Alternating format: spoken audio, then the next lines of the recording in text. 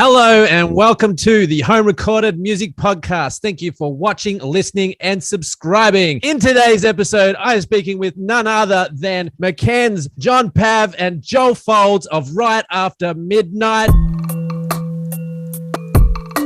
I've caught you mid-jam session, yeah? Yeah, the voice is a bit raspy, but we'll get through. Where did you guys meet? We met each other at the old Metro where they used to have down Burke Street at House of Rock. That's what the night was called, right? And we used to just bump in and go in there. And these boys used to do they used to hang out. And then I used to waltz in and just met them in there. And the next thing you know, we and a few of us, we went to uni and all that stuff. With our drummer, who's unfortunately gone home. Our drummer's jetted off. He's jetted off. He's got no time for us. But so he's downstairs in the gym pumping weights. Now's the time to say whatever you need about your drummer. Slag him off. How did you come up with the name Riot After Midnight? There was a band called Midnight Riot somewhere. We were going to call ourselves Midnight Riot, but someone's taken it. And then we had a song called Riot After Midnight. And then we thought, you know what? That's the name of the band. Let's just keep it. Because we couldn't be bothered really searching anymore for a name. Which makes it hard because when you got three names to actually fit that in a logo, it's very tough. It's pretty tough. So t-shirts are real small. Yeah. And it costs more for t-shirts and we made a real mess of it. How many years have you guys been jamming together? Yeah, 7 years ago we started at my first studio, Electric Circus. We jammed and we had an old singer and I was on the bass. So he went into another band, Lixo. We're good mates with him, so we like him. Yeah, he's good. He's a top bloke. And then so when he jetted off, I just jumped on the singing because we couldn't find anyone who we wanted to sing because we don't like people. And then we found McKen, who was always doing our sound. He was always engineering. Roadie, I was photographer, I was film guy, I was fluffer, I was doing it all. Yeah. And then I jumped on the bass. So we pinned him against the wall. And we said, listen, mate, if you don't become the bass player and learn it quick, smart, we're not going to be around you anymore. Yeah, and I did. What genre would you place yourselves in? Well, that's a hard one. So we like to say, because we don't really have a genre, everyone's been call us different stuff. Do, but we don't. We call it, what do we call it? Fashion metal. Fashion metal. Fashion metal. Yeah. So just to metal. pretty much take away from there, when people say, what music are you? We just completely throw in a random thing because it's hard. We do metal, we do rock, we do a bit of hard pop, rock, gospel. Yeah.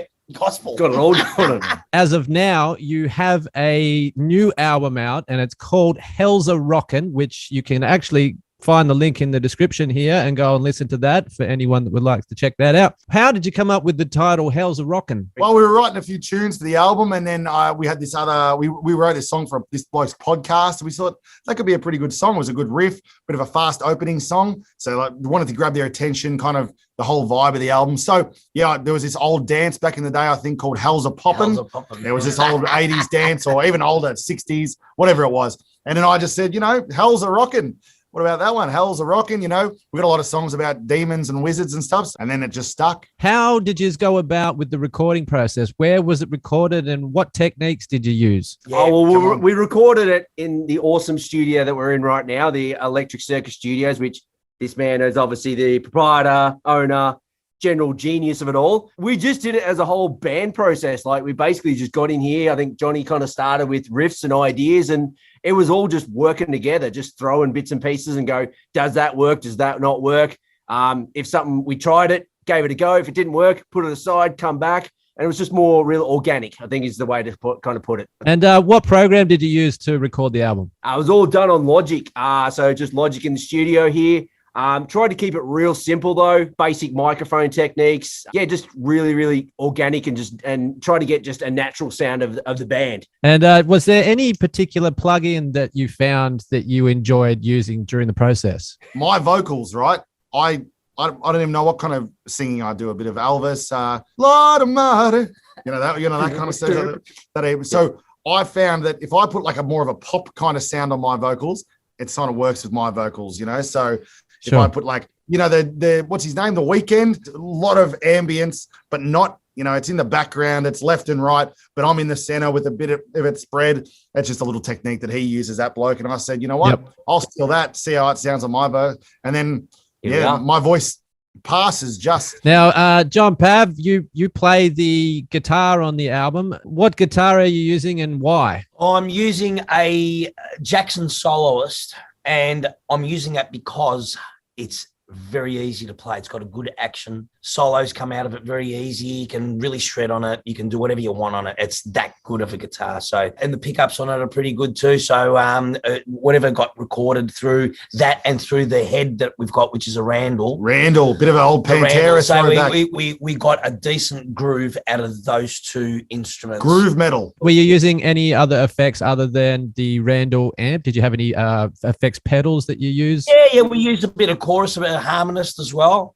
We like to layer his guitars for a bit of chunk as well. So sure. we did it on the last album too. It worked out pretty well. We get his signal from the actual amp, and then we do a bit of DI through the box as well, and a bit of trickery just to beef it up and make him sound sexy, huge. And McKen's, what's so you're playing the drums on the is that right? No, I'm bass. I have a Fender Paranormal jazz bass. I googled that to find out. I basically bought mine secondhand because I like the look of it. So it's custom made. Basically, a guy was selling it, full custom job, custom pickups. As soon as I saw it, I was like, yeah, it looks kind of cool. And then once I played it, I was like, yeah, this is a bass for me. Not too heavy. It's got a great tone with it. Yeah, I love it. So, yeah, really happy with it. I've also got a Randall cab as well. So just to copy Johnny Boy, I've got a single fuzz pedal that I throw in a little bit. On the new album, actually, there's a bit of organ stuff. So I'm trying to work out how I can bring an organ to shows, but still not bring anything. Guitar. Because I hate Guitar, mate. Guitar, all the way. Typical vocalist does not help with anything. Right? He just comes in and goes straight to the bar. Joel, you did the singing on the album, or a fair chunk of the album, and you're the lead singer when you're doing the live shows. What are some of the vocal techniques that you used on this album, and that you feel like that you've learnt as you've progressed as the lead singer? So I used to sing pretty low, like just growly, kind of, not much, just kind of basic range, like a Lemmy, like style, Lemmy, but nothing like Lemmy. I'm nowhere near that good, but like that kind of low, we are the road.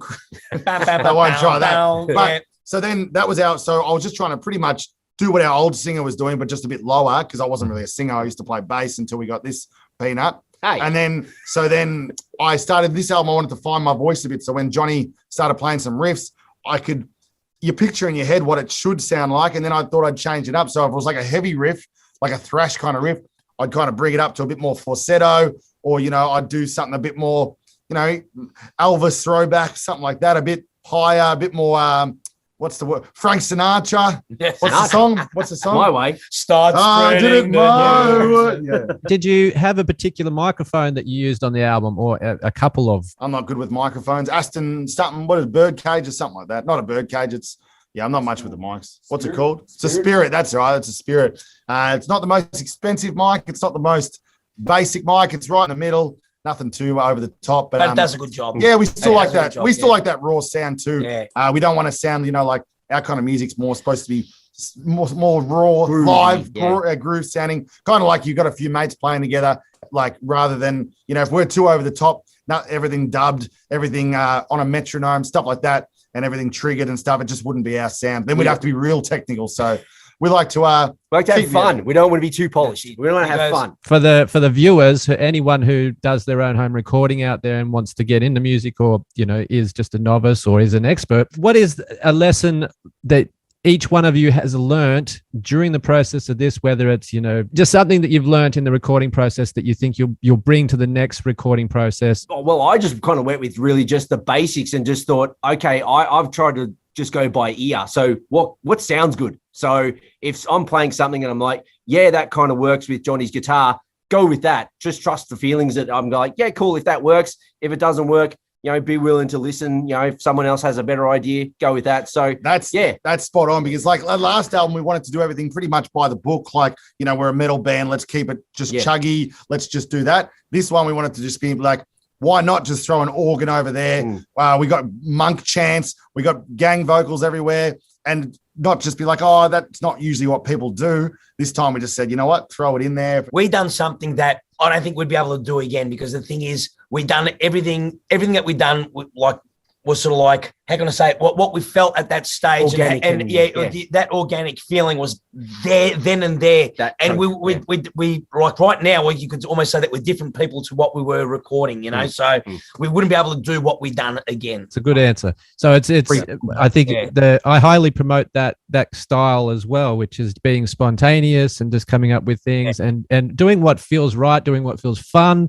And I think that's what a band and essentially music should always be about, is having fun and creating something that, you know, as a band yourselves, you've been together for, you know, a long time. The point is to have that fun and to create something that brings you together as a union and all that kind of stuff. So with that being said, do you think that this has brought you guys closer together as a band? Is it, you know, and if so, what do we see as the future of a Riot After Midnight? Frothies!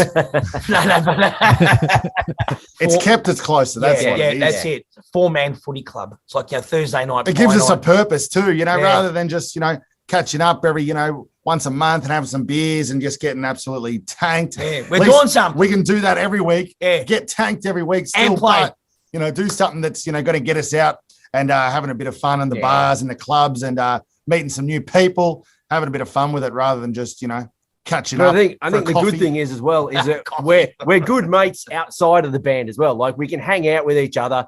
We don't have to talk about music. We can do whatever, and we still get along with each other. Like we don't argue. We've had no fights, no disagreements. It's just not yet. It'll come. So that's the best part about it. Ryan's not here. We want to put him in the corner and punch the crap out of him. But you can't do those things. No. Yeah. He'll punch you. Yeah, exactly. What wouldn't you do this next time round? The first album, it took us about 5 years to finish the first album because we used to just get together, go to the studio, drink too much, listen to it the next day, and it was no good.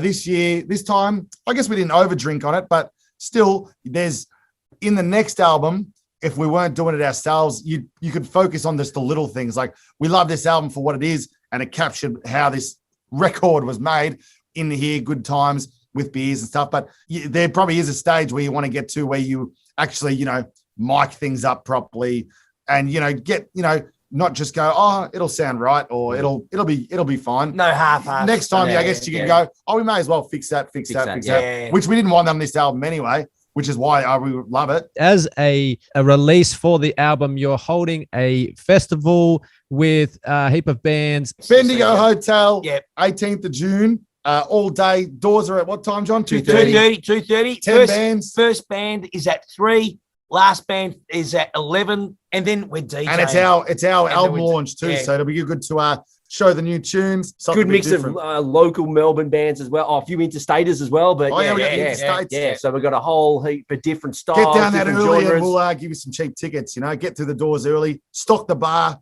You know, help the live music scene. Damn straight. Help the boys. So if you could sum up the new album in one word, what would it be? Extravagant. I'm just going to go with fun. Obnoxious.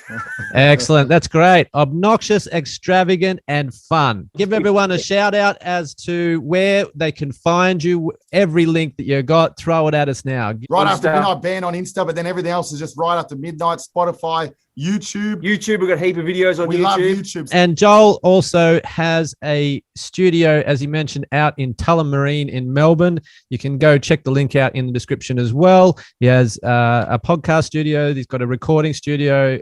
They've got some infinity walls there and a heap of other creative stuff to do. Green screen. Everything's Shane built in there. Shane, I get the green screen. And we got to pop up that photo of us at Download. Yes, this is a photo of us at Download in 2019. All right, so that's it. Thank you very much, McKenz, John Pav, and Joel Folds for joining me today. I can't wait to hear the new album, and I wish you all the success in the world with the upcoming future event and future albums. Good on you guys. Thanks, mate. Thanks for having us. We appreciate you. This is the Home Recorded Podcast. Keep rocking, keep rolling. Row.